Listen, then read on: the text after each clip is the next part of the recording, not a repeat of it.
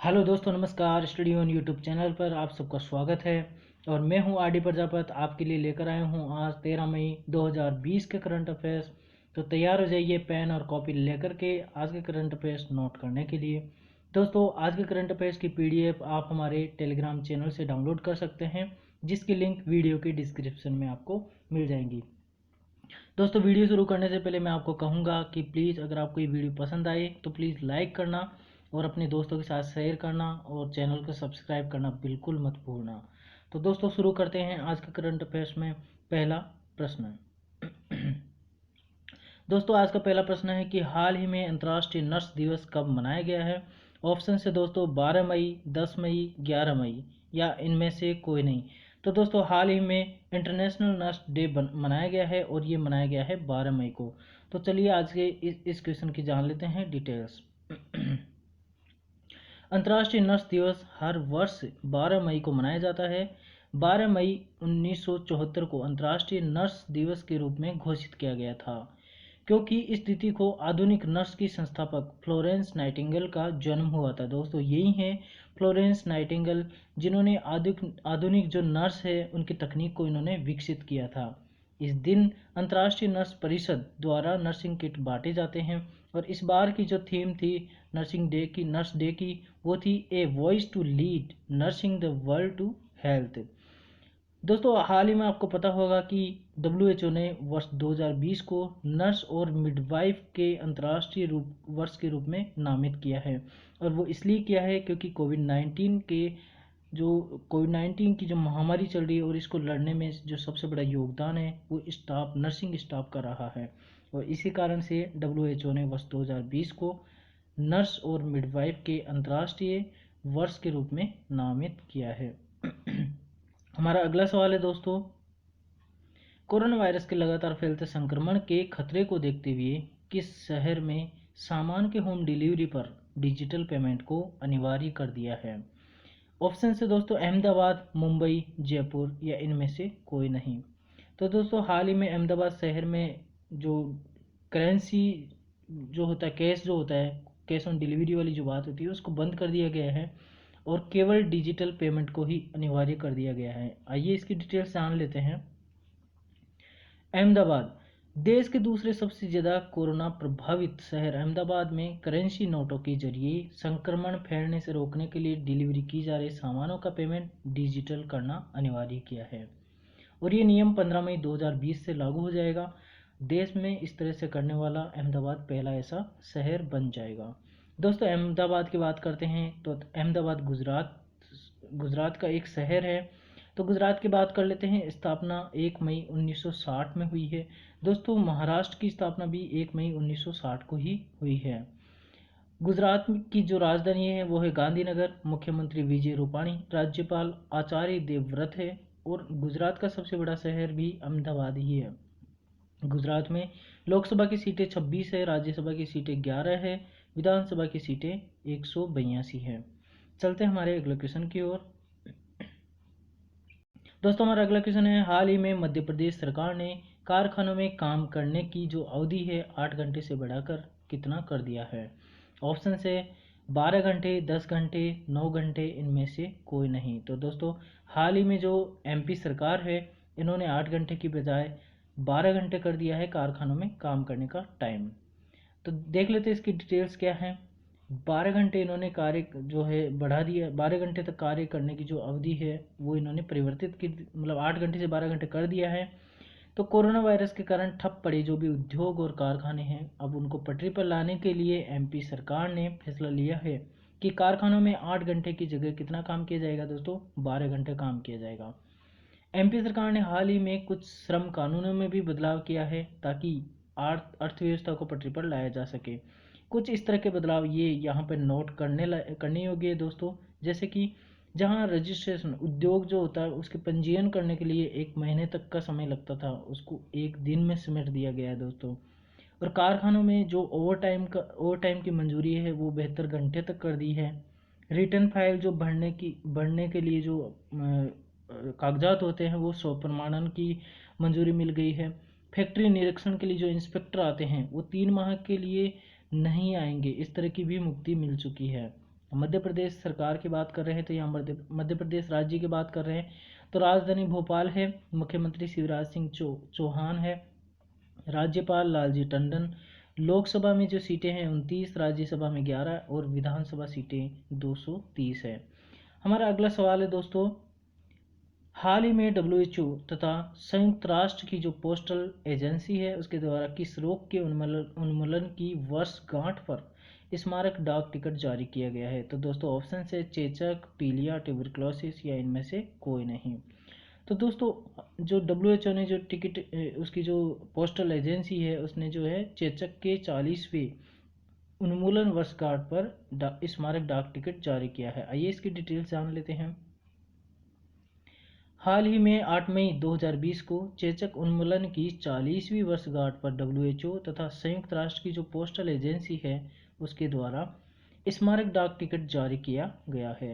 WHO की बात हो रही है यहाँ पे दोस्तों, तो WHO की फुल फॉर्म है विश्व स्वास्थ्य संगठन यानी कि वर्ल्ड हेल्थ ऑर्गेनाइजेशन। विश्व स्वास्थ्य संगठन स्वास्थ्य के लिए एक संयुक्त राष्ट्र की विशेषज्ञ एजेंसी है। स्थापना इसकी 7 अप्रैल 1948 को हुई। WHO की पहली बैठक 24 जुलाई 1948 को हुई। मुख्यालय इसका स्विट्जरलैंड के जेनेवा शहर में स्थित है और इसके जो प्रमुख है वो है टेड्रोस एडहानम, जो कि अंतर्राष्ट्रीय स्तर पर मलेरिया शोध करता है। भारत में WHO की बात करें तो दोस्तों नवंबर 1949 में भारत में WHO आया और इसका जो भारत में हेडक्वार्टर है वो दिल्ली में स्थित है। चलते हमारे नेक्स्ट क्वेश्चन की ओर दोस्तों। हमारा नेक्स्ट क्वेश्चन है कि हाल ही में भारतीय state bank general insurance company ने किस नाम से, ये नई की जगह आएगा, नया स्वास्थ्य बीमा पॉलिसी लॉन्च की है? तो दोस्तों ऑप्शन है आरोग्य संजीवनी, आयुष संजीवनी, स्वास्थ्य शक्ति, इनमें से कोई नहीं। तो दोस्तों हाल ही में जो SBI जनरल इंश्योरेंस है उसने आरोग्य संजीवनी बीमा पॉलिसी लॉन्च की है, तो इसकी डिटेल्स जान लेते हैं।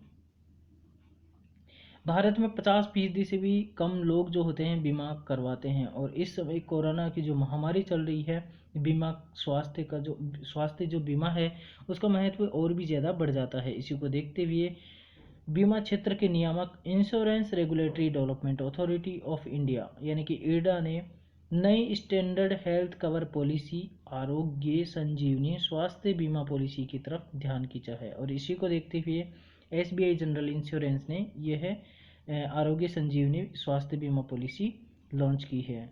SBI जनरल इंश्योरेंस की बात कर रहे हैं तो इसकी स्थापना 2009 में हुई। मुख्यालय मुंबई में स्थित है और इसके MD और CEO है पुसन महापात्रा। SBI की बात करें तो स्थापना 1 जुलाई 1955 में हुई। इसका जो मुख्यालय है वो मुंबई में है और इसके चेयरमैन जो है SBI के वो है रजनीश कुमार। हमारे अगले इंपॉर्टेंट क्वेश्चन की ओर चलते हैं दोस्तों कि हाल ही में सुप्रीम कोर्ट ने पहली बार नियमित एकल जज पीठ कब से शुरू की है? तो दोस्तों ऑप्शन है 12 मई, 13 मई, 14 मई, इनमें से कोई नहीं। तो दोस्तों हाल ही में जो सुप्रीम कोर्ट है उसने डिसाइड किया है क्योंकि कोरोना जो वायरस चल रहा है उस कारण से जज नहीं एक जगह नहीं बैठ सकते हैं। ऐसे में क्या है, एकल जज की जो है व्यवस्था की गई है और ये 13 मई से लागू हो जाएगा। दोस्तों इसकी डिटेल्स जान लेते हैं। 13 मई से उच्चतम न्यायालय ने एक न्यायाधीश की पीठ अग्रिम जमानत और जमानत के ऐसे मामलों की सुनवाई करेगी जिनमें दोषी पाए जाने वाले पर 7 साल की सज़ा का प्रावधान हो। दोस्तों इससे अगर ज़्यादा सज़ा का प्रावधान है तो ऐसे में फिर आगे जो भी है ज़्यादा जजों की जो पीठ बैठेगी वही निर्णय लेगी। यहाँ पर 7 साल से कम की सज़ा के लिए ही एक पीठ का एक जज पीठ है वही निर्णय ले लेगी। और जो हमारे जो चीफ जस्टिस ऑफ इंडिया जो है SA बोबडे, उन्होंने बुधवार को 13 मई से सिंगल जज की बेंच की शुरुआत का फैसला लिया है। सुप्रीम कोर्ट के इतिहास में ऐसा पहली बार होगा जब एकल जज पीठ सुनवाई करेगी।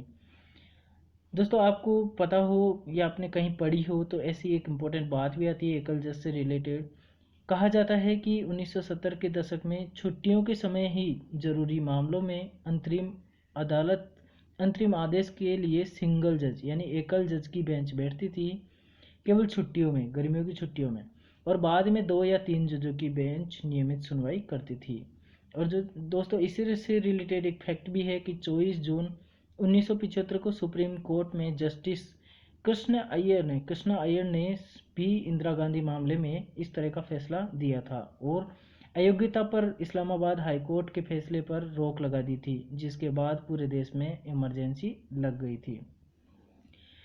दोस्तों हमारा अगला क्वेश्चन है, हाल ही में हरिशंकर वासुदेवन का कोरोना वायरस संक्रमण के कारण निधन हुआ है, वे किस क्षेत्र से संबंधित थे? ऑप्शन है इतिहास, विज्ञान, राजनीति और व्यवसाय। तो दोस्तों जो हरिशंकर वासुदेवन है जिनका कोरोना वायरस संक्रमण के कारण निधन हुआ है, वो इतिहास से संबंध रखते हैं, वो एक इतिहासकार थे। आइए इसकी डिटेल्स जान लेते हैं। प्रसिद्ध इतिहासकार हरिशंकर वासुदेवन का निधन 10 मई 2020 को कोरोना वायरस संक्रमण के कारण निधन हुआ और 68 वर्ष की इनकी उम्र थी। हरिशंकर वासुदेवन यूरोपीय और रूसी इतिहास तथा साथ ही भारत रूस संबंधों के विशेषज्ञ भी थे। इन्होंने संस्कृति मंत्रालय के Maulana Abul Kalam Azad institute of Asian studies Kolkata के निदेशक के रूप में कार्य किया था। दोस्तों ये हैं हरिशंकर वासुदेवन, जो कि इतिहासकार थे और कोरोना वायरस के संक्रमण के कारण अभी निधन हो गया है। दोस्तों अगला क्वेश्चन की ओर बढ़ने से पहले मैं कहूँगा कि अगर आपको वीडियो पसंद आ रहा है तो प्लीज़ लाइक करें, अपने दोस्तों के साथ शेयर करें और साथ में चैनल को सब्सक्राइब ज़रूर कर लें। तो दोस्तों चलते हैं अगले क्वेश्चन की ओर। हाल ही में फेड कप हार्ट अवार्ड जीतने वाली पहली भारतीय खिलाड़ी कौन बनी है? तो वो है, ऑप्शन है दोस्तों कि सानिया मिर्जा है, दीपिका कुमारी, पीवी सिंधु, इनमें से कोई नहीं। तो दोस्तों हाल ही में फेड कप हार्ट अवार्ड जीतने वाली जो है पहली भारतीय महिला वो है सानिया मिर्जा, इन्होंने जीता है। दोस्तों इससे पहले भी मैंने क्वेश्चन डाला था कि फेड हार्ट कप अवार्ड के लिए कौन नामित हुई है, तो वो सानिया मिर्जा हुई थी। और जो इसमें 5-7 खिलाड़ी इकट्ठे होकर मतलब जो है सेलेक्ट होते हैं, ऐसे में जो भी खिलाड़ी ये कप जीतने वाला होता है उसके लिए जो है ऑनलाइन वोटिंग होती है और इसमें जो प्रशंसक होते हैं वो लोग वोटिंग करते हैं। तो दोस्तों इसकी डिटेल्स जान लेते हैं। भारतीय tennis star Sania Mirza Fed Cup heart award जीतने वाली पहली भारतीय खिलाड़ी बनी है। सोमवार 11 मई को इनको इस अवार्ड से सम्मानित किया गया। 6 बार की ग्रैंड स्लैम विजेता सानिया ने इनाम के तौर पर मिले $2000 यानी कि करीब 1.5 लाख रुपए तेलंगाना मुख्यमंत्री राहत कोष में दान दे दिए हैं। 1 मई से 8 मई तक चली इस ऑनलाइन वोटिंग में सानिया ने बाजी मारते हुए यह अवार्ड जीता। इसकी वोटिंग में फैंस पार्टिसिपेट करते हैं। चलते हमारे अगले क्वेश्चन की ओर। हमारा अगला क्वेश्चन है दोस्तों कि हाल ही में देश की किस यूनिवर्सिटी ने मदर्स डे के मौके पर विमेन एम्पावरमेंट स्कॉलरशिप प्रोग्राम की घोषणा की है? ऑप्शन है दोस्तों Punjab university, Delhi university, Chandigarh university या इनमें से कोई नहीं। तो दोस्तों हाल ही में चंडीगढ़ यूनिवर्सिटी जो डिजिटल लर्निंग प्रोग्राम के तहत women empowerment scholarship programme launch किया है या घोषणा की है इसकी डिटेल्स जान लेते हैं। दोस्तों हाल ही में चंडीगढ़ यूनिवर्सिटी ने मदर्स डे के मौके पर डिस्टेंस एजुकेशन प्रोग्राम 2020 के तहत वुमेन एम्पावरमेंट स्कॉलरशिप प्रोग्राम की घोषणा की है और इस स्कॉलरशिप के प्लान के तहत महिलाओं को 20% अकादमिक स्कॉलरशिप प्रदान की जाएगी, जिसके तहत हाउसवाइफ, गवर्नमेंट व private sector, anganwadi workers, ASHA workers, working women organisation sector, drop out छात्राएं शामिल हो सकती है। दोस्तों ये डिस्टेंस लर्निंग प्रोग्राम है और इसमें जो ये डिटेल्स दी है वह सब महिलाएं ऑनलाइन कोर्सेज कर सकती है और इसमें 20% की उनको छूट मिल जाएगी। चलते अगले नेक्स्ट क्वेश्चन की ओर। दोस्तों इस क्वेश्चन को एक चीज़ और जो फैक्ट है वो बता देता हूँ आपको। मैं आपसे पूछना चाहता हूँ, एक्चुअली आप कमेंट में बताएंगे मुझे कि यहाँ पे जो है इन्होंने जो है मदर्स डे के मौके पर ये प्रोग्राम लॉन्च किया है, तो मैं ये जानना चाहता हूँ कि मदर्स डे कब मनाया गया है। तो आप इसकी डिटेल्स जो है कमेंट में बताएंगे। हमारा अगला क्वेश्चन है दोस्तों, उत्तर प्रदेश वक्त के लिए ज़्यादातर श्रम कानूनों को निलंबित करने का अध्यादेश पास किया है। 1 साल, 2 साल, 3 साल या इनमें कोई बदलाव नहीं किया है। तो दोस्तों ये क्वेश्चन मैंने पिछले वाली वीडियो में भी डाला है, यानी कि जो 11 तारीख का वीडियो था 11 मई का, उसमें डाला था। ये क्वेश्चंस के कुछ ऑप्शंस गलत थे और आंसर गलत होने के कारण मैं इसको दोबारा डाल रहा हूँ। तो दोस्तों प्रश्न है कि उत्तर प्रदेश कैबिनेट ने कितने समय के लिए जो ज़्यादातर श्रम कानून है, लेबर लॉज है, उनको निलंबित करने का अध्यादेश पास किया है। तो दोस्तों इसका आंसर होगा 3 साल। 3 साल के लिए उन्होंने लेबर लॉज को निलंबित कर दिया है। इसके डिटेल्स जान लेते हैं दोस्तों। उत्तर प्रदेश सरकार ने उद्योगों को श्रम कानूनों से 3 साल की छूट देने का अध्यादेश की मंजूरी दी है। लॉकडाउन के बीच आर्थिक गतिविधियों को पुनर्जीवित करने के लिए ऐसा किया गया है। अध्यादेश को राष्ट्रपति के पास अनुमति के लिए भेज दिया गया है। उत्तर प्रदेश की बात हो रही है दोस्तों, तो मुख्यमंत्री योगी आदित्यनाथ जी है, राज्यपाल आनंदी पटेल, और साक्षरता यहाँ की देखें तो 67.68% है। यहाँ का लिंगानुपात 912 है। चलते हैं हमारे नेक्स्ट क्वेश्चन की ओर। हाल ही में 11 मई 2020 को भारत सरकार ने कितने राज्यों के लिए 6,195 करोड़ रुपए जारी किए हैं? ऑप्शन से दोस्तों सभी राज्यों के लिए किया है, 12 राज्यों के लिए, 13 राज्यों के लिए या फिर 14 राज्यों के लिए। तो दोस्तों हाल ही में 14 राज्यों के लिए भारत सरकार ने 11 मई 2020 को 6,195 करोड़ रुपए की अनुदान राशि जारी की है। इसकी डिटेल्स की बात करें तो कोविड-19 के संकट में वित्तीय मदद के लिए भारत सरकार ने 14 राज्यों को 6,195 करोड़ रुपए की धनराशि जारी की है और ये धनराशि 15वें वित्त आयोग द्वारा अनुदान की सिफारिशों के आधार पर की गई है। तो दोस्तों यहाँ पे कुछ राज्य हैं जिनकी डिटेल्स भी दी हुई है कि कौन कौन से राज्य को कितना कितना पैसा मिला है। तो केरल को 1276 करोड़ रुपए मिला है, हिमाचल प्रदेश को 952 करोड़ रुपए, पंजाब को 638 करोड़ रुपए, असम को 631, आंध्र प्रदेश को 491 तथा बंगाल को 417 तथा उत्तराखंड को 423 करोड़ रुपए की राशि जारी की गई है। तो दोस्तों हमारा जो नेक्स्ट क्वेश्चन है वो है कि हाल ही में सूक्ष्म, लघु और मध्यम उद्योगों की सहायता के लिए चैंपियंस पोर्टल किसके द्वारा लॉन्च किया गया है? ऑप्शन है एमएसएमई, आईसीएमआर, वाणिज्य एवं उद्योग मंत्रालय, इनमें से कोई नहीं। तो दोस्तों हाल ही में जो है एमएसएमई ने चैंपियंस पोर्टल लॉन्च किया है और वो उद्योगों की सहायता के लिए ये लॉन्च किया गया है। इसकी डिटेल्स जान लेते हैं। कोरोना वायरस के कारण लघु, सूक्ष्म और मध्यम दोनों की सहायता के लिए, मतलब जो अभी ठप पड़े हैं, कुछ प्रॉब्लम्स आ रही है, तो ऐसे में सहायता के लिए एमएसएमई है उसने चैंपियंस पोर्टल की शुरुआत की है। एमएसएमई से जुड़ी सभी जानकारियों को एक ही स्थान पर उपलब्ध करवाने के लिए चैंपियंस पोर्टल एमएसएमई द्वारा 12 मई 2020 को लॉन्च किया गया। एमएसएमई इसका उपयोग एक मैनेजमेंट टूल की तरह करेगी जो इसे राष्ट्रीय तथा अंतर्राष्ट्रीय स्तर पर सक्षम बनाने, गुणवत्ता हासिल करने और प्रशासनिक जो भी बाधाएं हैं उनको दूर करने में मदद करेगी। तो दोस्तों अगला क्वेश्चन है हमारा कि अटल पेंशन योजना की जो कार्यान्वयन है वह कितने साल का हो चुका है, ये कितने साल पूरे हो चुके हैं? ऑप्शन से 5 साल, 4 साल, 6 साल, इनमें से कोई नहीं। तो दोस्तों अभी जो है अटल पेंशन योजना, इसका नाम भी आपने सुना होगा। इसको टोटल 5 साल हो चुके हैं, क्रियान्वयन के 5 साल हो चुके हैं। प्रधानमंत्री मोदी द्वारा ये लॉन्च की गई थी। 9 मई 2015 को लॉन्च की गई अटल पेंशन योजना 9 मई 2020 को 5 साल पूरे हो चुके हैं।